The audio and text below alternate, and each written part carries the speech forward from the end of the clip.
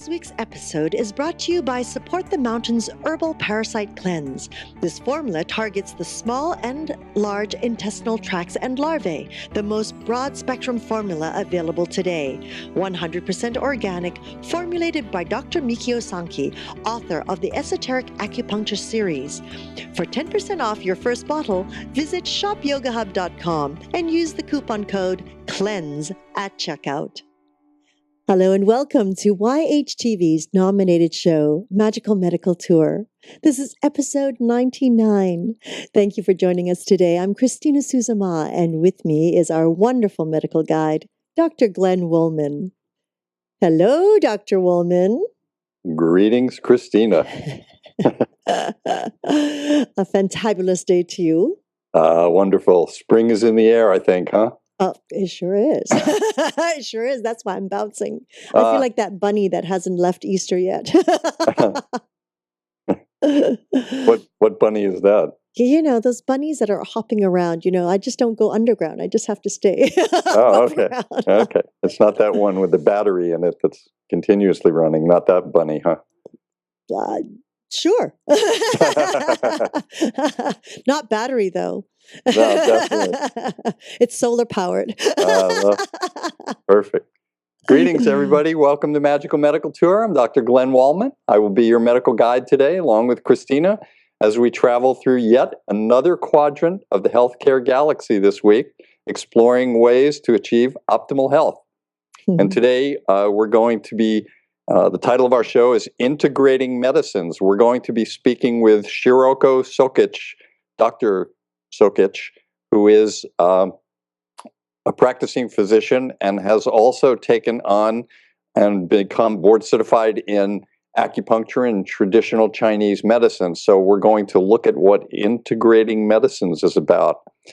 But before we do, Christina, one of my favorite topics. You know that, Glenn, right? I know, me too. I think with what we're doing here, we're helping to change the world. We want to let people know out there that a lot of physicians are taking on integrative practices and how they're working. And the more that we do these kind of shows and have this opportunity to speak with practicing physicians that are doing this and learning about them, it will bring the knowledge to people that are looking for specific types of doctors, and also for the doctors that watch the show and the other healers that watch the show to bring knowledge to them and make them more insightful into the whole process. Absolutely. Hopefully at one point, my goal at one point is to stop calling it alternative medicine, complementary medicine, integrative medicine, or what I call it combinatorial medicine. At one point, I'm hoping it's just going to be called medicine. And that will be very nice. You want to tell people how to get in touch with us? Absolutely. Thank you. So anytime during this show, feel free to ask a question, make a comment. Simply scroll down on your screen and type it into the comment box. And of course, remember to click submit. Or if you're listening to it on your iPod or your wonderful device, all these devices these days, you can give us a call at 818-LETS-TALK. 818-LETS-TALK, and be sure to let me know who the guest is or who the comment or question is for, and we will be sure to get it to our guest or Dr. Woolman, and also be sure to leave your contact information, please, so that we can relay the message back to you. Thank you, Glenn. You're welcome, Christina. I want to add to that. We always talk about that, and we love the comments and the questions. They're always good for us. But one of the other things that we can use this for that I would like to offer to people is if anybody is a practicing healer out there that feels like what they do is magical so that it could be on Magical Medical Tour, we would love to know about these people. If you are one of these practicing healers, or if you go to a practicing healer that you think should be on the show, please let us know that. And also, if you've had, every once in a while, that we interview people that have had magical experiences. So it's not just the healers, sometimes it's the people being healed. So if you've gone through a magical experience with your group of healers, with some specific condition or injury that you would think that others could learn from, we'd like to have you use this form to get to us also. And that's all I have to say about that. Thank you. Thank you. I totally agree with you. So call us. We'd love to hear from you. Yes, definitely.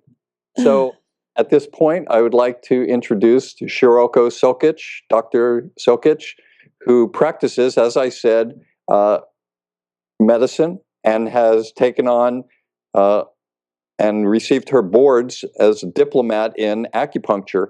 And we want to talk about the whole process and how her patients work with her, and she works with her patients and with other physicians. So without further ado, I'd like to introduce Shiroko Sokic.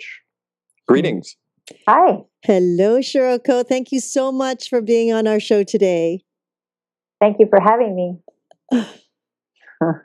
So the way I like to do this, Shiroko, is as the medical guide, I like to give an indication of where we might be going. And I just alluded to that for a few minutes. We first want to find out a little bit about you, things that got you interested in medicine, and then moving into combining and integrating your medical practice. And then we want to actually talk about what the practice is like, how it looks to you and how it looks to others, your peers and your patients. And then we want to possibly talk about some examples of how you treat specific things that are different than our normal Western colleagues. How's that sound to you? Awesome. I'm ready. Excellent. Yeah. You look ready. You definitely look ready. I want to bounce too, but my chair is not really. Christina, can you bounce for absolutely. Shiroko? It's infectious. It's okay. Yes, it is. Do you have some other thing that you could do for us other than bouncing? What's that? Me? Other than bouncing? Yes, since you can't bounce. I tend to wiggle my feet, but you can't see that right now. So I don't know how we'll know that unless we put a foot cam. Well, that could be entertaining for some people. In future shows, Len. I think we'll have to start talking to Segovia about a foot cam. All right, so let's get to work here. First, we want to find out a little bit about you. We always like to find the heart and soul of our healers and practitioners. So tell us a little bit about what interested you in medicine, when did it happen, what were your influences, and how did you get into going into the practice of medicine? And leave out the acupuncture part for a few minutes. Let's just talk about that first part. Okay. Well, it all started when I was 5. 5? Yeah. 5. I started at 9. I thought I was a late bloomer. I guess I was. No, you were still an early bloomer, really. Okay. But when I was 5, my great grandmother died, and she was a person that was very close to me, and she took care of me when my mom was at work, and she was the person who gave me lots of TLC and love, and so and when she died, I wasn't allowed to go to the hospital, or when she got sick, I wasn't allowed to go to the hospital, so I didn't know what was happening. And the day that my mom came and told me, she told me that my great-grandmother's heart had stopped beating and that I would never see her again. And that was devastating to me. And what happened was immediately my mind went to finding a solution to the problem. My problem was that she was dead and I didn't know what that meant, but I wanted her back. And so I started actually imagining what it would mean to make her heart start again. And basically from then I was interested in medicine. And, I had nobody in my family who was a doctor. I had nobody who really even had an education. My mom went to college, or my mom finished high school actually when I was 11, and then she went to college and went on to get her master's degree in social work. But when I was small, she wasn't in school. And so finding my way through all of, to get to college and to complete college was a journey in and of itself. But one of the things when I was little, I believed in herbs. And I had an interest in herbs. And actually, as a teenager, I had a vegetable garden and I grew herbs in the garden and I tried to understand their medicinal qualities. So I always thought that I would do some form of natural medicine until I got into medical school. And then in medical school, in the emergency room, I actually had my first experience of saving a life. And it was so exciting and it was life-changing in that moment. And I decided I wanted to be a surgeon because it was, even though it was in the emergency room, we took the patient to surgery and we saved his life there. So that's how I got into surgery residency, from wanting to be an herbalist. That's really interesting. When we talk with a lot of other people, I love hearing the beginning parts that influence, and having your own garden and using your imagination and thinking about herbal remedies and natural healing. It's interesting the way that all plays into the whole process as we move forward, don't you think? Mm-hmm. Yeah, it is. Yeah. So, and certainly saving a life, that has to be, mind altering and life changing. I know that was one of the great experiences about working in an emergency department. We got to do that many times, and it was different from being in the operating room, because the person, usually when you're operating on them, they're asleep. So there's something different about it from somebody who comes in awake and then potentially dies, and then they come back. There's very fascinating moments in a person's life, and I think it influences all the people that work in medicine that go through that kind of experience. So you're in medicine now, and you graduate and you get your degree, and you're practicing medicine in an emergency department, and you're still thinking about natural medicine and herbs, things like that. What brought you? Go ahead. Yeah. It's not quite what happened. I was in surgery residency. Right. Oh, okay. I was in residency, and a lot of things happened in my.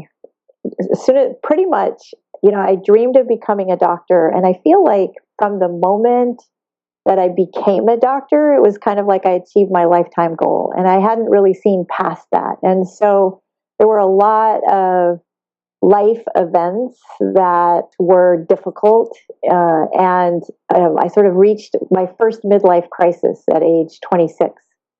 Perfect time for a midlife crisis.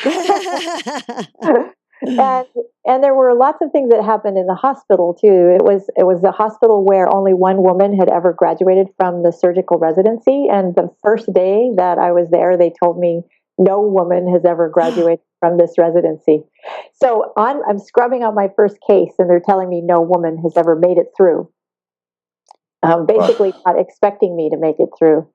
So there were those sorts of things, and then there were the things that, in taking care of patients. So the excitement of saving a life is one thing, but then what happens after that? And as I worked with people and, did my daily job as a resident, I encountered people that, one, we could not diagnose, and we didn't have any answers for their problems. And I think the biggest thing, because I feel like part of and I don't know where this came from, but I hate pain.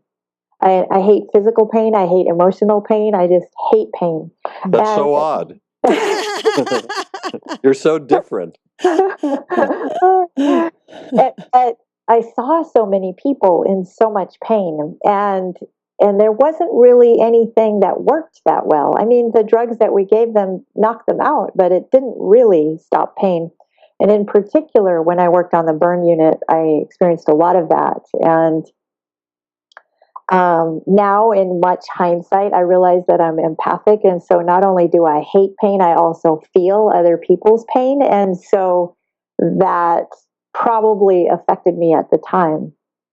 But anyway, a bunch of things culminated in me deciding to take a month off from my residency so that I could evaluate my life. And there were things that happened to me during that time, and I got really, really sick, and I just woke up one day knowing that I was not going to be a surgeon, that being a surgeon was not right for me.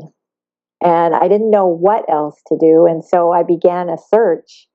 And, I was offered a position at the family practice residency at UCSF, but my ego wasn't quite ready to go there from where I was as a surgeon. And so I decided to do emergency medicine until I figured out what I wanted to do. And then literally, I got a book about Chinese medicine. Somebody told me about acupuncture. I'd never heard of it. And I read it. It was The Web That Has No Weaver. And I fell in love. I just fell in love. It was, for me, all of a sudden, I felt like I had the answers that I didn't know the answers to before. It felt like the mysteries of what was happening to the patients that I took care of, the problems that we were unable to solve. It was like the Chinese medicine was able to fill in the gaps because it had a flow and a rhythm that I hadn't learned as a physician. So then I decided to go to acupuncture school. There's so many things that are related here. When I first started in my specialty, before I went into emergency medicine, it wasn't even really a specialty then, and I decided to do a surgical residency also because I thought that would prepare me well. And my chief resident was a woman when I first started my practice. And then later on, when I got into a lot more integrative medicine, I met Ted Kupchak, who wrote that book. Oh, wow. Yeah, so that was quite an interesting experience also. So that's surprising to me that you had never heard of acupuncture before that. But be that as it may, you started to get interested in it, and it seemed to fit into a bigger picture of where you came from originally. Is that how that happened? I think so. When I was in surgery residency, I completely forgot about my roots of wanting to do natural medicine. And sometimes I thought about it a little bit, and I thought, wow, I've come a long way from where I started, wanting to be an herbal healer sort of doctor. I mean, this was at a time when most doctors didn't do these things. And when I started learning about acupuncture, I thought, oh, okay, here I am. I'm coming back around to that part of myself. I wonder what kept you from going, say, into naturopathy or homeopathy also, rather than traditional Asian or traditional Chinese medicine? I got offered a position at the naturopathic school in Oregon. And when I was young, so another thing that happened to me when I was a teenager, I had irritable bowel syndrome, and the doctor tried to give me Librium. I was like 15, and they tried to give me Librium, and that was their way of treating it. And not knowing anything, I knew that was crazy. And and my mom was always against medication, so she supported me in not taking that medication. And I started to feel like whatever was happening in medicine, even though I had no experience, I had already judged it as not being very effective because I had this problem with my digestion, and I had also had a knee problem, and they gave me the first Motrin, when Motrin first came out, and that only gave me a stomach ache. It didn't fix my knee. No. And so I had my own personal medical experiences that made me decide that something about how medicine was done didn't work, and I wanted to change something in the system. So I didn't want to go to naturopathic school because I wanted to change things from within. I've been in private practice for more than 20 years now, and I haven't really gotten involved in any of the politics of medicine. And I don't know if I ever will. So my only changing of medicine has been from me practicing differently. Do you work in a hospital at all? Do you ever admit patients? No, not anymore. Okay. Now, because I was going to ask you, about both aspects. So you're practicing. It took. Tell me a little bit about your training for acupuncture first. What did you go through? Did you go through the traditional Asian medicine program, or did you go through a Western medicine program for acupuncture? I went through traditional Chinese medical school in Seattle. Mm-hmm. And every semester that I was in school, I was asking myself, what am I doing in school? I mean, I've been in school for I don't know how many years already. I'd been in school for 23 years by then. And then I'm going to school again for another 3-year round. But every semester I would do this little self-examination where I go, what am I doing? Why am I studying? And then something would happen either in the emergency room, because by then I was working in the emergency room, and something would happen to one of my patients, or it would happen in my own body where I would feel something that showed me that I would need to continue studying. So it was kind of like life was kind of gently prodding me, keep going, keep going, keep going. So I did actually finish the whole 3 years of school. Mm-hmm. Yeah.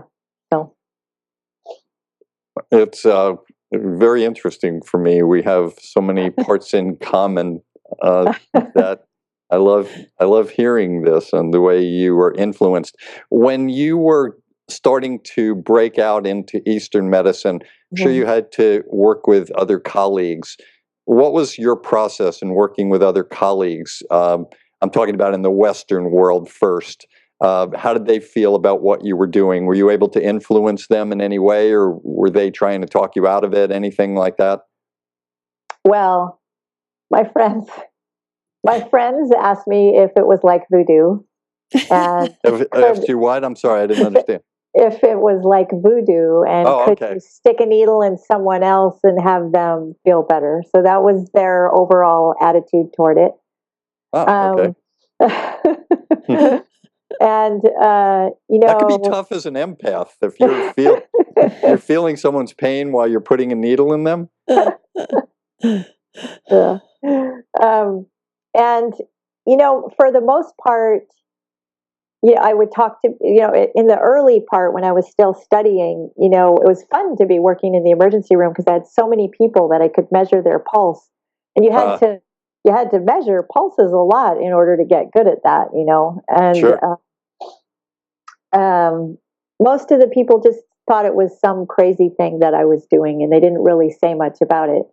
But after I finished school and I moved to California and I was working in the emergency room, there was one doctor who actually ended up going to do the acupuncture program with Joe Helms. And so there were a few people who were affected in a positive way by what I did. And go ahead. I'm sorry. Did you ever talk to people? I mean, start using your Chinese influence on people in the emergency department, for some people that you feel like they would be helped by some other things, giving them advice in other directions? Well, I did. And towards the end, it was really because I was in practice. At the last, let's see, I started my office in 93 and I quit ER in 96. And so the last 3 years, I had a really hard time telling people to take a drug when there was a natural way to do what would help them, or giving them because sometimes their blood tests wouldn't show anything, but I would know what was wrong with them based on Chinese medicine. So I would tell them that. And I think in my last ER job, I tried to give somebody echinacea. Mm-hmm. And they asked me not to tell people alternative advice in the emergency room. They meaning the staff, the physicians, my boss, basically. I want to talk about living in two worlds. You practice both aspects of medicine now. You have a center that you've developed, Heart to Heart. Mm-hmm. And I'm guessing that at the center you practice Western medicine and traditional Asian medicine. Is that correct? Yes. So when you're doing this now, you mentioned pulse before. So when I feel a person's pulse, and by the way, at one point in my life, I actually taught. I was a professor at the College of Oriental Medicine in Santa Barbara. So I taught there, and I had a lot of interesting interactions with the acupuncture students and traditional Asian medicine students. So before I want to talk about the aspects of both, I found sometimes that just like I felt and talked to my Western colleagues, and they thought possibly it was all voodoo. What happened when you spoke to your Eastern colleagues? How did they feel about Western medicine? Well, funny, I also taught at my school. We do have so much in common that we are the same person here, I think. Different ends of the state, yeah. Yeah, I taught anatomy and Western medicine at my school. Huh. Yeah. Amazing. Yeah. So how about the acupuncturists? How did they feel about Western medicine? You know, for the most part, they were respectful of Western medicine, and they were happy. So one of the things that is a little bit, you know, and I actually kind of felt this way myself. There's this course, you know, you can take a course as a physician that's only about 500 hours of acupuncture and of acupuncture, yeah. Right. And actually, I think the Helms course is only 300 hours of training. But so, you know, having gone to 3 years of school, or now where most certified acupuncturists go to 4 years of school and get a master's degree. So there was a lot of question. Was I qualified to do what I was doing? And did I know enough Chinese medicine? So they were relieved when I said I'd actually gone to acupuncture school. Mm-hmm. And, you know, a lot of acupuncturists now are practicing a little bit functional medicine in a similar way, where they're doing some of the functional medicine testing and diagnosing with that, and using a blend of that sort of alternative Western medicine with the Chinese medicine. Mm. So we have a lot in common. In one of our episodes, episode 57, I think April 23rd in 2013, we did an interview with Wei Wang. He's an integrative internist. He practices internal medicine, and he also practices traditional Asian medicine. And he does a real combination of both, where he does a lot of the typical Western testing, but he also does a lot of Eastern testing. And then his treatments are also balanced and varied. So I recommend people maybe wanting to go back and listen to that episode after this one.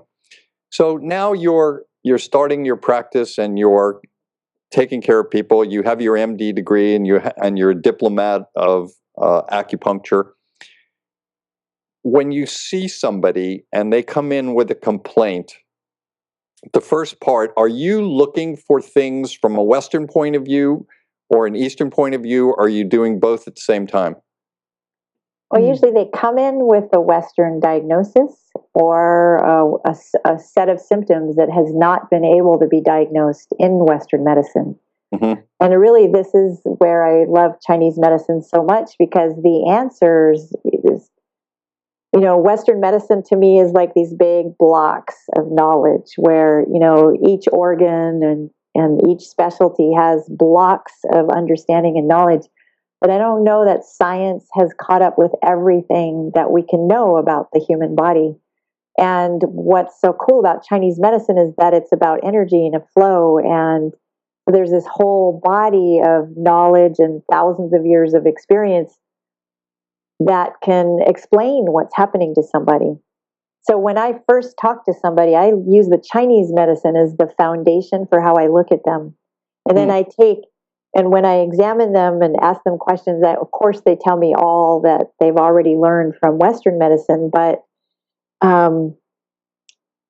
it's the Chinese medicine questions that help me understand them better. Give me an example of something like that. Well, in an initial visit, I ask them, you know, all of what they want to tell me. So they'll explain their history. They'll tell me what's going on with their body. And sometimes it's funny, you know, a lot of people come in and they'll tell me the main thing that they're concerned about, but not that they have hypertension or high cholesterol or diabetes. I figured that out by looking at their list of medications. Right. Right. And so we'll have a conversation about what is happening to their bodies, and then I'll do the traditional, what's their past medical history, what's their family history, what medications do they take, and I always ask people to bring their supplements, because there's a couple things. One is I look at what quality of supplements they take and what they're taking, because sometimes they'll be taking stuff from Costco and it'll have all this long list of chemicals that have been added to their supplements. And, if you're trying to get healthy, you don't really want to be taking extra chemicals, even in your vitamins. So, and then I'll go through the Chinese medical history, which is diet, exercise, how they sleep, how they feel in their body, what makes them stressed. I do a whole long intake. And the exam is both Chinese and Western medicine. And then I give them feedback about what I see. And the way I look at everything is first Chinese medicine. So feeling their pulse and looking at their tongue gives me the foundation of what I feel is going on with them. Let's say somebody who has chronic digestive or chronic abdominal pain, like GERD symptoms, heartburn and things like that. But let's say that it's their liver that I feel out of balance. From a Chinese point, you mean? From a Chinese point of view. So then that will guide how I use Western medicine. So what I find in their pulse will guide what I do with them from the Western perspective. If I found that it was their spleen pulse, which is their digestion, that was out of balance, then I would do specific tests to figure out, did they have food allergies? Do they have an infection in their digestive tract? What is the problem that's causing this imbalance? If it was their liver that was out of balance, then I would look for tests that would help me understand why their liver was doing that. So I use Western medicine as an adjunct to Chinese medicine to help me understand what's happening. And then I guide my treatment accordingly. We want to talk about treatments, but I want to stay still in the diagnosis. Of course, for people that watch our show, they know a lot about pulses, but in Western medicine, we look at a pulse and we're measuring the rate and the rhythm, and we're measuring the strength and the force of the pulse. In Chinese medicine, what do you have? 20-something pulses and descriptions like a slippery pulse and things like that give you a lot more information from a different point of view. When you're taking the pulse, do you take both ways? Well, the Western pulse really is only how fast it is, which you can get in 10 seconds. So, right. Or you can get it from your blood pressure machine now. Right, that's true. I was in the emergency room as a patient about 7 years ago in Dallas, and they didn't even touch me. Oh, my gosh. The doctor didn't even examine me, and I thought, like now with the testing and the things like that, they didn't even have to touch me to figure out what was wrong with me. They were busy writing the electronic record. I don't know. Writing? I don't think so. It's typing. Typing. Oh, is that what that is? Or dictating, yeah. Dictating, right. No hands-on. So actually one of the wonderful things about learning acupuncture was really learning how to touch a person and to feel what was going on with them, and feeling the pulse is such an important part. And I think probably even if I'm 100 years old and I've been doing this for 50 years, I won't be perfect at reading the pulse, because there's so much to it. There's, all the elements and what it feels like and how it moves and how it flows. And so really I can just feel when it's in balance or not in balance, and then figure out which element is out of balance. And then based on all of the information that I've gathered, I figure out what I need to do, This brings up a question for me. You alluded to the blood pressure machine. We can hook people up now. We can tell about their pulse and pulse oximetry and their blood pressure and a number of other vital signs. Do you foresee in some future where they will be able to hook someone up and be able to measure a pulse through a Chinese viewpoint and look at all of the aspects that you were speaking of? Maybe that's already happening. Do you know about the German energetics and some of the machinery that they've created? Yes. The bowl machines, and then they're more sophisticated, and where they measure the tips of your fingers for the electrical energy. Are you familiar with that? I'm familiar with a few different machines. I think Wei Wang, I think, uses one of those type of machines. And also we had another doctor. Who was the doctor that we interviewed? Christina back east, who did the electrical, and you did the libido talks with her. Tony Bark. Tony Bark. Right. Oh. I think Tony Bark. Yeah, I know who she is, yeah. So you do know her, or you've heard of her? I don't know her personally, but I know who she is, yeah. So that might be one of the machines that she speaks about. Interesting. Do you see a difference in patients? Patients that just want to go to Western doctors, or patients that want to go to someone like you that looks at things from a different, more holistic point of view? Do you see a difference in the way patients react, in the way they, say, take their medications or their herbals, or how they work within the treatment? Well, since I don't do conventional Western medicine, I mean, and the ones that come to me because they want to. I'm sure there's a difference because, like, I have several patients whose husbands absolutely will not do alternative medicine, and so they tell me how their husbands behave. But from what I hear about them, they are very dedicated to what their doctors tell them, and they'll follow their doctor's advice, and they'll stick to it pretty, how do you say, religiously. Mm-hmm. Mm-hmm. I do have one man. He's very, very sweet. He had heart disease about 10 years ago, and he's been on a low-fat diet ever since. And then he got prostate cancer, and so then they dealt with his hormones, and I think they radiated his prostate. And then he got Parkinson's. Oh no! And he's been very successful helping himself with his heart disease by following the diet that the doctors put him on. And of course, he has no hormones because of the prostate cancer. And then he comes in with Parkinson's, and what he needs in order to get better from the Parkinson's is he needs some fat. And he needs to change. So he needs to change his diet to help his Parkinson's, and he needs hormones in order to help his Parkinson's. And so, it almost seems like he got the Parkinson's because of the treatment for the other two things, because he eats no fat, and and so when I told him, that he needed to eat more fat and that I wanted him to have some hormones, and I gave him an herb that's called Mucuna pruriens, which will help raise dopamine. Mm-hmm. But its side effect is that it helps raise testosterone too, so he can't really take it because of his prostate. Right. It's like I was between a rock and a hard place, and he's really dedicated to whatever his Western doctors told him to do. Mm. And so I haven't fought that. All I've done is give him acupuncture and tried to convince him to take just a little bit more fat in his diet so that it would help his brain.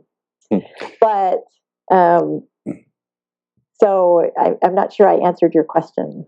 I think you did. Okay. I'm wondering, though, you brought up something else. I'm wondering, Christina, you would be able to answer this, whether we should ever consider doing a show on wives telling about their husband's behavior. Yeah, that would be a great panel discussion, I do believe. That'd be your harem time. I don't know who I'd want on the panel, all the wives or the husbands. I know. You'd want both. You would want both, exactly. Then it'd be like Jerry Springer. Oh, no. Well, but, I wonder if we... I have heard also from some men whose wives are very dedicated to the holistic medicine and basically the balance of the two, that they almost feel for some reason that the holistic medicine or the alternatives, however people would like to say that, the herbal side of medicine is too much work. Whereas when they go to a Western doctor, it's that pill that they get, and it's easy. I set this up in my little pill box, and that's all I'm taking. Whereas with The more Eastern medicine, it is about changing your diet, changing your way of life, changing habits that you have. It's too much work for them. And so hence the whole cycle of breakdown, as we would call it. How do you deal with that, Shiroko? I deal with wherever a person is when they come to me. So I have a lot of clients who just don't want to take any pills whatsoever. I mean, they're averse to taking medications, but they're also averse to taking herbs and supplements. So I use acupuncture. And I have one lady in particular, she had asthma and she was taking Advair and she wanted to get off of it. And it's funny, she does take a few supplements, but it was just, she didn't want to take any pills, no pills of any sort. So I just gave her acupuncture, and she is off the Advair and she's no longer having problems with her asthma at all. So that was successful for her, and she didn't have to take a ton of things. There's such a wide spectrum of what it takes to be well, and everything has its value. So even in Western medicine, the people who just, I love there was a Dilbert cartoon at some time in the newspaper, and there was this whole thing about going to the doctor and being sick and the options. And at the end, it says, "Just give me a pill, you quack." Don't try to heal me. And there's some people that they just have a resistance to getting truly healthy, and you got to respect whatever somebody wants to do, but those people don't come to me. The people that come to me, they want to get healthy, they want me to help them, and it's what I love to do. And so I encourage those people to stay with me. And then I work with wherever they are. So if they don't want to change their diet, we'll make one little change, like if they skip breakfast, then have breakfast, or, because you don't have to just jump into something and just go from 0 to 900 in 1 minute. You can go slowly and build your health over time. And, really having gone from being a young doctor who ate cookies at the vending machine, because I didn't have time for lunch, and then would pass out on the stairwell because my blood sugar had gotten so low and I didn't know anything about blood sugar. I can understand learning how to eat and how to be healthy and how to go through time, because I had to learn over time myself, So does that answer your question? Everything is relative. Yeah. I want to ask you about specific, and I like the way that you bring it into the concept of medications and herbals. Some people think that I don't ever want to take medication, I just want to take herbals. And those are sometimes medication also, because for certain problems, if you have a simple acute problem, you may only have to take something for a certain amount of time. But on the other hand, if you have a chronic problem, you may be taking these same herbal medications for the rest of your life. So it's always interesting me to see the way people look at health, and how sometimes people are more active and want to be proactive in staying healthy or getting even healthier. Other people don't want to even deal with health until they get sick or injured. And so that's always been a fascinating part to me, and to see the people that go more for holistic points of view, that are, as Christina brought up, willing to participate.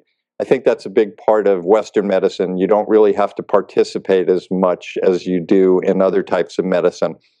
I do want to ask you, when we talk about Western medicine and science and the doctors that practice it, it's all, a lot of it has to do with the studies that we do. We want to, for the safety of our patients, we want to make sure that this drug has gone through drug testing.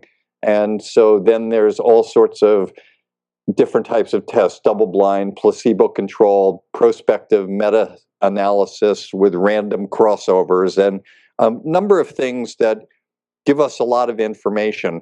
I'm wondering if within acupuncture and traditional Asian medicine, there are any tests like that being done? And do you know of any tests that are now being done where they're combining medicines, Western medicine, say, with certain diseases, say heart disease? And are there tests being done with it, with acupuncture and traditional Asian medicine and Western medicine? Long question. Hope for a good answer. Well, I just got back from the American Academy of Medical Acupuncture conference in Denver, and it was really, I loved the balance that was addressed, because there was science and there was spiritual, and the theme was body, mind, and spirit. So there was a little bit of everything. There is a fair amount of research, actually. There are people at Harvard and Stanford who are certified acupuncture MDs doing research and running clinics using acupuncture. The VA now has doctors who do acupuncture. I know 3 doctors who are at the VA practicing acupuncture on the vets. They're using it for PTSD, and they're doing some studies on PTSD and using certain acupuncture points to help the soldiers recover from their PTSD. There were poster boards at the event where people had been doing their own studies, and they were demonstrating them. So there was one guy from China who had done a study on tinnitus, and tinnitus is really difficult to treat with acupuncture. I was really excited to see it. And you want to explain tinnitus first before we go on? Sure. Tinnitus is ringing in the ears. Okay. And it's a painful, difficult problem for the people who have it. And it's hard to treat with anything, and it's also hard to treat with acupuncture. So this guy had created a study and done plain acupuncture, sort of in the traditional Chinese manner, and then he had done electroacupuncture, and he found a method that works. I'm going to try it next time I get somebody. And there was a woman who's actually in San Francisco, and she'd done a study on hypertension and acupuncture and the results of using acupuncture to change people's blood pressure. And so there's lots of research going on, both in private clinical practices. This woman's in a private practice, in huge hospitals, and so there's that. And then, were you asking about using double-blind placebo control? Because I believe that you can prove anything that you want in the world of taking drugs and giving drugs. And so one of my problems with all of the double-blind placebo, first of all, the FDA approves drugs before they know whether they're any good or not. And, they're often, there's a good number of them that end up having to be recalled because of terrible side effects, or because they're not doing what they were promised to do. And second of all, sometimes it seems that the drug companies run our lives rather than real science. And the drug companies have an interest in us taking medications for the rest of our lives. So I want to caveat the whole double-blind thing by saying that. All right. Well, that would be an interesting topic to talk about. Get the FDA on one of our programs and have a debate with them about whether or not, I know. Be the next 60 minutes. Are we ready for that, Christina? Let's go for it. That'll be interesting. So let's talk about drugs and diseases. What kind of diseases? Drugs, acupuncture, traditional Asian medicine, and diseases. What diseases that we see commonly in this country do you feel people would benefit from more of a holistic approach than strictly a Western or strictly an Asian medicine approach? I think any complicated, so what you said at the very beginning about not being alternative medicine. I think any complicated illness, anything that takes a person down, a cancer, for example. And it's becoming pretty accepted that a person who has cancer is going to use some alternative methods. And there are integrative cancer clinics now all over the place. And they use acupuncture. And there's actually mentioning studies. There's a study on the side effects of chemo using acupuncture to alleviate them, and that showing it to be effective. If you have any kind of disease like HIV or Hep C or some of the more chronic Lyme disease, those are illnesses that are severe and chronic, and they take a long time to heal, and healing is a difficult proposition for those things. And using herbs and alternative medicine in conjunction with whatever other treatment they're doing can help a person do much better and help them thrive rather than decline when they're taking medications. Even hypertension or heart disease, where there's already a lot of diet and nutritional advice integrated into the conventional medical treatments. I had a lady that I took care of a couple years ago. She had congestive heart failure that was idiopathic, and she was on a ton of medications, and she was having a hard time breathing. And I did acupuncture for her, and it helped her heal. And when she first started, her ejection fraction, which is the amount of blood that was pumping through her heart, was at 30%. And a year later, her ejection fraction was at 60%. Wow, doubled. Yeah, it doubled using acupuncture. And that was not something that was prescribed for her. It was just that she already knew me when this happened, and she just started working with me. Just so that people know, when we use the term in medicine, idiopathic, it usually means that we're not quite sure what the cause is. Right. Yeah. It just happens without us knowing the cause, and that goes back to we still have a lot more, as you said, to learn about the science of things, so that we no longer call things idiopathic at some point, and we have reasons for them. Do you ever have times where you don't want to use acupuncture, or you don't want to use herbs, or they're contraindicated? Are there any instances or indications to not use them?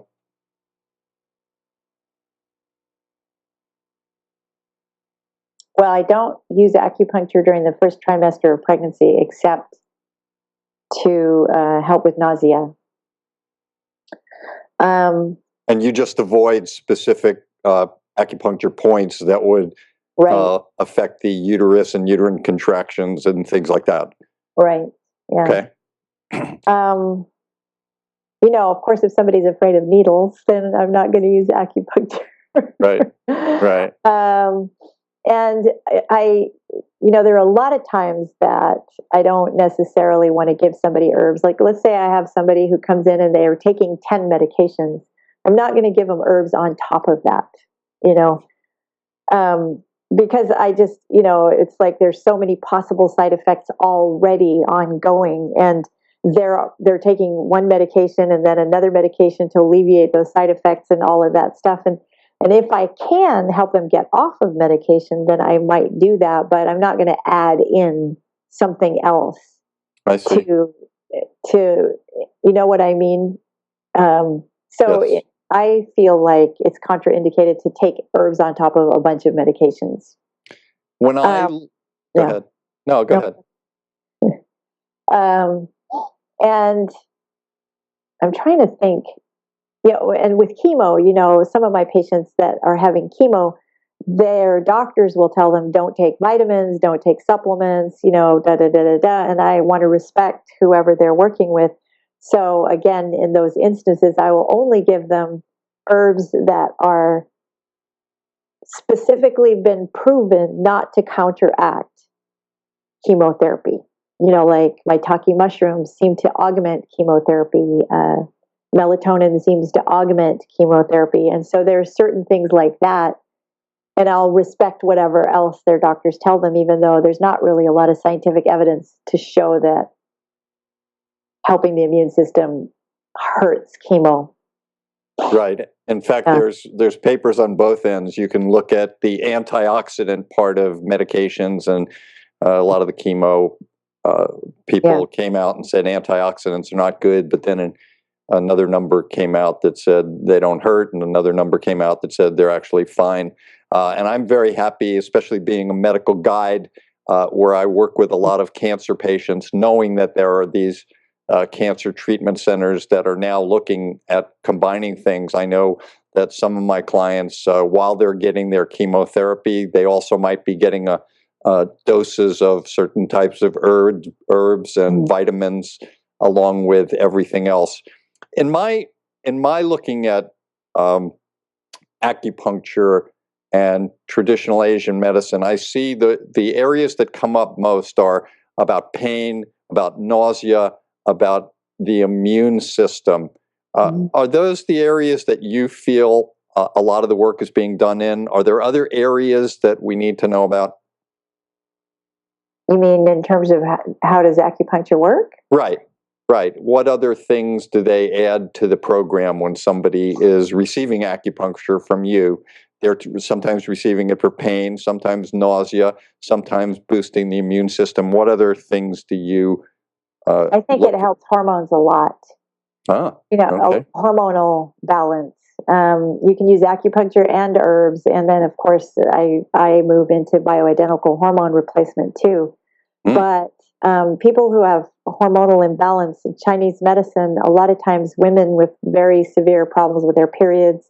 I've had huge success. I've had women who came in with ovarian cysts and fibroids who have been saved from surgery by having acupuncture. I have. Before you go on, is the cyst or the fibroid disappearing, or is it the symptoms that come from it get relieved, or do you know? Both. Really? There was one woman who, it's been years since I saw her, but she came in with an ovarian cyst and it disappeared. And it was pretty big. It was a couple inches, and they were going to do surgery, and she didn't want surgery, so because she'd already had a lot of abdominal surgery, and it disappeared. And I'm not saying it's in my hands, because all the years that I've tried to do so many things to help people, sometimes what I intend happens, and sometimes what I intend doesn't happen. But. So I've had people have their ovarian cysts disappear. And as far as fibroids go, I've had them shrink, but I've not had them go completely away. And always the symptoms go away. So that's the main thing. And, a lot of the women who come to me with fibroids, their fibroids are usually pretty big by the time they come. True. So I've not worked on women who have little tiny fibroids to see if they disappear, with the acupuncture. So hormonal problems, and then emotional things like depression or anxiety or fatigue. Well, it's not entirely emotional, that can be physical too. But and then PTSD. I've developed a series of acupuncture treatments for PTSD, so that whatever, like a lot of people come and say, I've never been able to go forward from here. And so I do a series of treatments, and then they're able to move forward from that experience. That's good to hear all of this information. I know that a lot of our listeners that have some of these things may be wanting to do more research. We're speaking with Dr. Shiroko Sokic, and our title today is Integrating Medicines. We've learned quite a bit from you today about combining the two types of medicine, and now we're coming to the end of our show, and we'd like to know if you would offer a health tip for our viewers. Well, so one of the things that I really love to do is to help people learn to understand their own bodies. And I think that's the really blessing of Chinese medicine, is to learn to listen and to understand your own body. And so my health tip is to begin to listen to your body. And people don't even, somebody said to me, well, I didn't even know that was an issue that I had. It was like, what do you mean listen to my body? Well, it's normal to know when you're hungry. And there are actually people who don't know when they're hungry. And it's normal to possibly know that you're sleepy.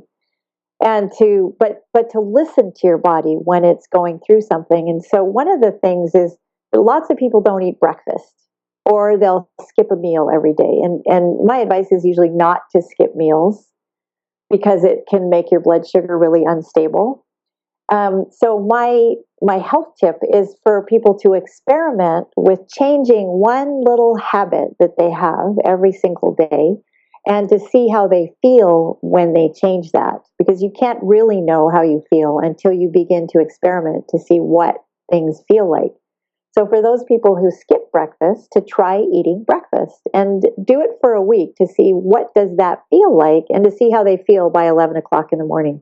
And this is, mostly people who are really busy are the ones who don't tune into their bodies very often, and they're the ones who skip meals. And so this would be a tip that might make their whole life feel better. Very nice. Love I that wonder, I wonder if in preparing for this show today, there was anything that you really wanted to get out to people that we didn't cover.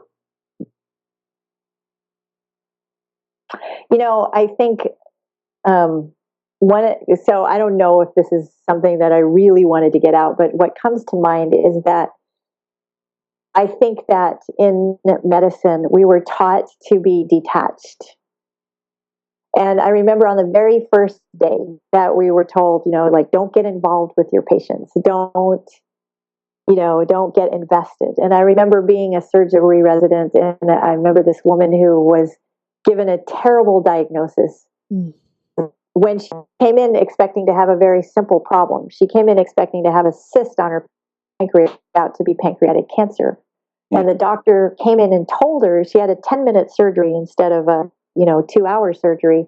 And so she woke up quickly, and when he walked in to tell her, he was cold. Basically, he gave her a death sentence in one moment. And he cared a lot. I knew that because he was but he didn't show her how much he cared. And not that he had to break down in tears, but that he had to sit with her and help her come to grips with this diagnosis. And it was one of the turning points in my surgery career where I was like, whoa, we've got to be able to do something different. I call my business to heart because I commit to my patient's healing. And I think that all of medicine would, if we were allowed to really express our caring and to commit and to invest in each and every one of our clients. So that's, I think, my message. That's a beautiful message. I'm very grateful to our special guest, Dr. Shiroko Sokic, for sharing her wisdom and expertise and her journey with us today. A lot of very interesting things that we learned. I'd also like to thank my healers and my teachers for allowing me on my journey to be where I am today.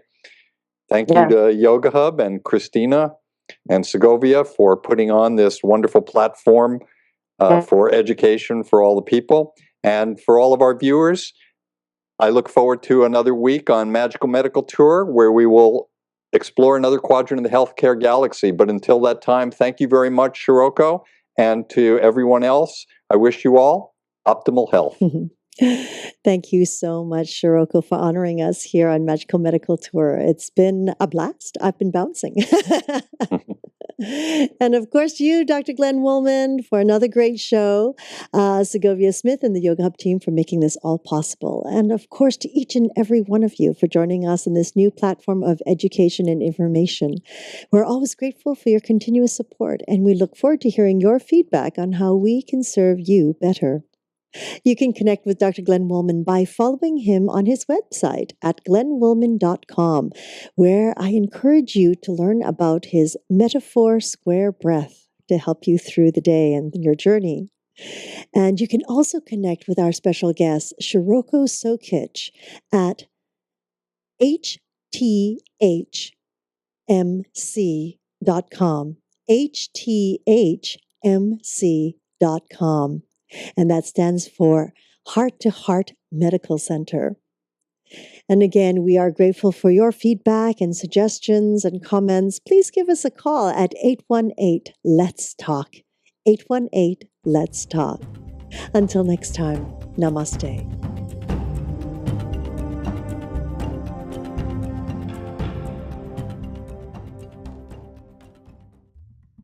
Kabir, I have a question. What is oil pulling? Oh, well, you after cleansing the tongue, then gargle with a little salt water, and then take about a tablespoon of traditionally sesame oil. If you have a infection, a tooth infection, or some type of infection, maybe in the mouth, you could use coconut oil, which has more antiviral, antibacterial qualities. But generally, a sesame oil is what's used, and you put it in your mouth.